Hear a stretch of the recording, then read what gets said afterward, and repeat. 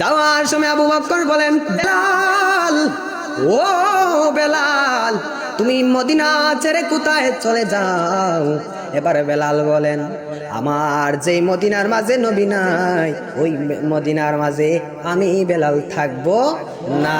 বেলাল বলেন, রে আবু বকর, আমি মদিনার মাঝে থাকবো না, যেই মদিনার মাঝে আমার নবী নাই, আমার নবী কি করছেন? ইন্তেকাল করলেন। এবার আবু বকর বলে, বেলাল, তোমার কি টাকার সমস্যা? টাকা লাগলে আমরা দিব। বেলাল বলে, আমার যেইটার অভাব ওইটা তুমি আবু বকর পূরণ করতে পারবা না, তোমরা কোনো সাহাবী পূরণ করতে পারবা না। এ বেলাল, এটা তোমরা কখনোই আমার পূরণ করতে পারবা না। এবার আবু বকর বলে, বেলাল, তুমি কেন তাহলে চলে যাবা? তোমার টাকারও দরকার নাই, তোমার কি অভাব? এবার ওই বেলাল রাদিয়াল্লাহু তাআলা আনহু বলেন, আমার আযানের ধ্বনিতে আমার নবী মসজিদের মাঝে আসতেন, আমার নবী মসজিদে মিম্বরের মাঝে দাঁড়িয়ে ওয়াজ করতেন, আমার নবী মসজিদে মিম্বরের মাঝে দাঁড়িয়ে ওয়াজ করতেন, আমার নবী নামাজ পড়াতেন। এখন আমি বেলাল আযান দেই, কিন্তু আমার নবী আসে না। যেই মদিনার মাঝে, যেই শহরের মাঝে আমার নবী নাই, ওই এলাকার মাঝে, ওই মসজিদের মাঝে আমি বেলাল থাকবো না। জোরে জোরে কি আল্লাহু আকবার বলা যাবে না? বেলাল, আবু বকর বলে, বেলাল, ও বেলাল, তুমি কি একাই নবীকে ভালোবাসনি? আমরা কি ভালোবাসি নানি?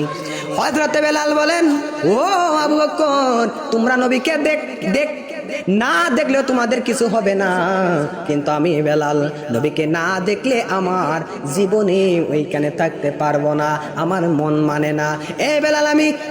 বেলাল এখানে থাকবো না, আমি বেলাল সিরিয়ার দামেস্কে চলে যাব।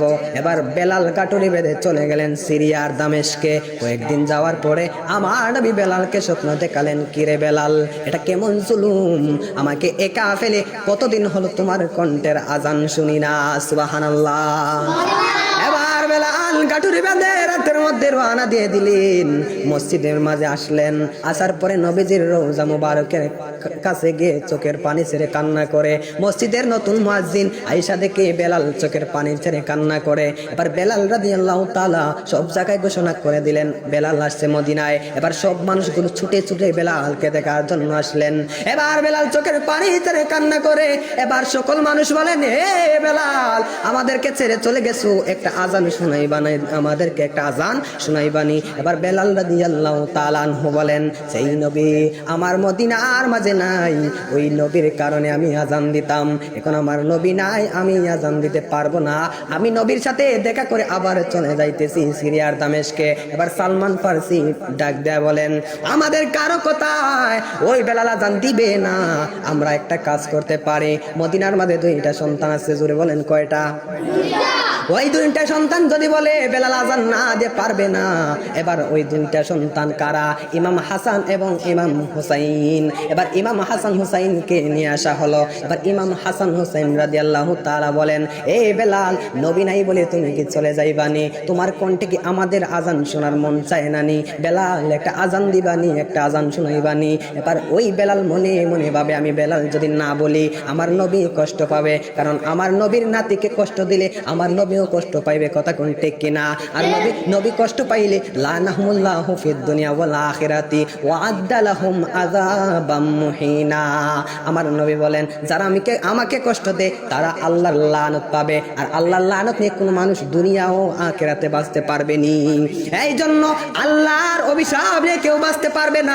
দুনিয়ার কোনো মানুষ যদি অভিশাপ দেয়, ওই দুনিয়ার মানুষ যদি অভিশাপটা তুলে না নেয়, আমার আল্লাহ ওইটার গুনাহ মাফ করবে না। আর আল্লাহর গুনাহ পড়লে জীবন আমাদের বরবাদ হয়ে যাবে, কথা কোন ঠিক কিনা? এবার বেলাল মনে মনে ভাবে, আমি যদি আজান না দেই আমার বেলালের বেলালগিরি থাকবে না। এবার বেলাল মিম্বরের মাঝে দাঁড়িয়ে গেলেন, দাঁড়িয়ে বলেন, আল্লাহু আকবার, আল্লাহু আকবার। কি দিলেন? আজান দিলেন।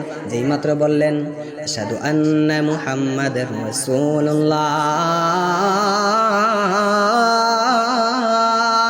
বেলাল যেই মুহূর্তে আশহাদু আন্না মুহাম্মাদার রাসূলুল্লাহ বললেন, এই মুহূর্তে বেলাল অজ্ঞান হয়ে পড়ে গেলেন। বেলালের আজানের সুর শুনে মসজিদের মিম্বর ভরে গেল, মসজিদের বাহির ভরে গেল, পুরো এলাকার মানুষ এক হয়ে গেল। বেলাল কতদিন পরে ফিরে আসছে।